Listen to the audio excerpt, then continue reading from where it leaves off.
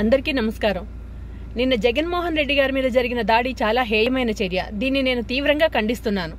రాజకీయాల్ని రాజకీయాలుగా చేయాలి, అంతే తప్ప ఇలాంటి రౌడీ రాజకీయాలు, గుండా రాజకీయాలు, దుర్మార్గపు రాజకీయాలు చేయడం చాలా తప్పు. ఏ పార్టీ చేసినా కూడా దీన్ని హర్షించకూడదు.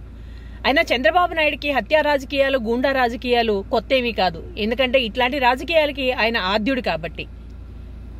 జగన్మోహన్ రెడ్డి గారికి వస్తున్న ప్రజాదరణని చూసి తట్టుకోలేక, యాక్చువల్గా అయితే రాయలసీమ కదా జనాలు వచ్చుంటారు సిద్ధం సభలకి అని భ్రమలో ఉన్నారు. కానీ అదే సభలు ఇప్పుడు గుంటూరు జిల్లాకు కానీ కృష్ణా జిల్లాకి వచ్చేసరికి ఆ జనం ప్రభంజనంగా మారి నీరాజనాలు పడుతుంటే అది చూసి తట్టుకోలేని చంద్రబాబు నాయుడు గారు ఇలాంటి దుర్మార్గపు చర్యలకి పాల్పడుతున్నారు. చంద్రబాబు నాయుడు గారు అండ్ ఎల్లో బఫూన్స్ మీకు చెప్పేది ఒకటే: అరచేతిని అడ్డుపెట్టి సూర్యుడిని ఆపడం, ఇలాంటి చిల్లర చేష్టలు చేసి జగన్మోహన్ రెడ్డి గారి ప్రభంజనాన్ని ఆపాలనుకోవడం మీ వల్ల కాదు. గాని వేరే దారులు ఎంచుకోండి.